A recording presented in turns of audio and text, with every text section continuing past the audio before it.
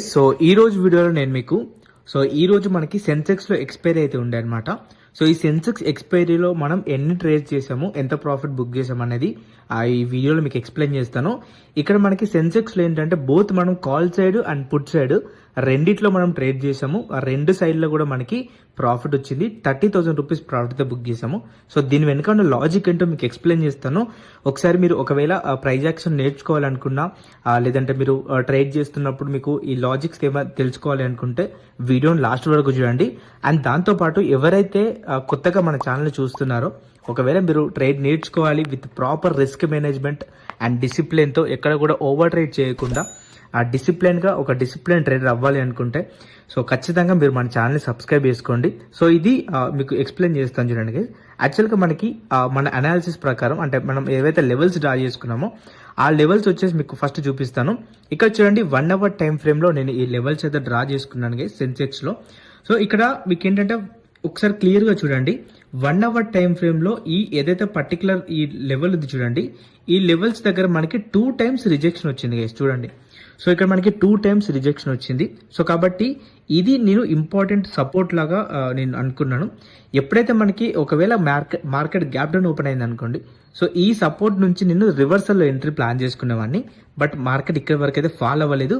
Market gap up open అయింది guys ఈరోజు. Open అయిన తర్వాత ఇక్కడ మీరు క్లియర్గా చూడండి ఒకసారి. ఇక్కడ మనం ఏం పెట్టుకున్నాము ఇంపార్టెంట్, ఇది రెసిస్టెన్స్ గైస్, ఓకేనా. ప్రీవియస్గా ఈ పర్టికులర్ లెవెల్ నుంచి ఇక్కడ వరకు మనకి రివర్సల్ జరిగింది. సో కాబట్టి ఇది నేను రెసిస్టెన్స్ లాగా తీసుకున్నాను. అందుకే మీకు ఫస్ట్ మేము కాల్ సైడ్ ఎంట్రీ ప్లాన్ చేసాం గైస్. ఇక్కడ నేను మన టెలిగ్రామ్లో కూడా చూడండి, ఫస్ట్ పొజిషన్ నేను కాల్ సైడ్ తీసుకున్నాను. కాల్ సైడ్ తీసుకున్న తర్వాత ఎలాగో ఇక్కడ రెసిస్టెన్స్ ఉంది, ఓకేనా. ఈ పర్టికులర్ లెవెల్ దగ్గర రెసిస్టెన్స్ ఉంది కాబట్టి నేను హోల్డ్ చేయడం మాత్రం ఇక్కడ వరకే హోల్డ్ చేశాను గైస్. ఎక్కడికి 77,349 ఇక్కడ వరకే హోల్డ్ చేశాను. ఎందుకంటే ఇక్కడ రెసిస్టెన్స్ ఉంది, ఇమీడియట్గా రివర్స్ అయ్యే ఛాన్సెస్ ఉంటాయని చెప్పేసి.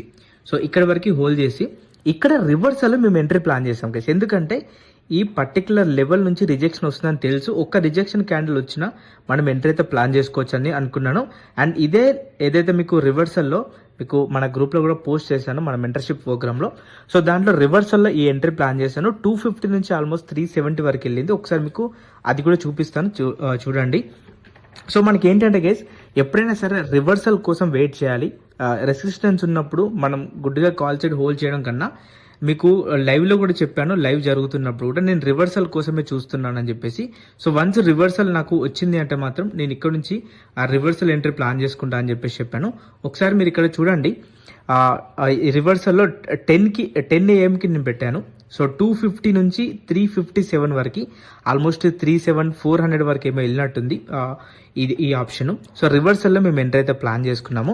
సో ఇలాగే లైక్ మనం call side and put side 2 entries మాత్రమే చేసాము. 2 కూడా మనకి టార్గెట్ అయితే ఇచ్చినాయి. మనం మంచి ప్రాఫిట్ బుక్ చేసాము. అండ్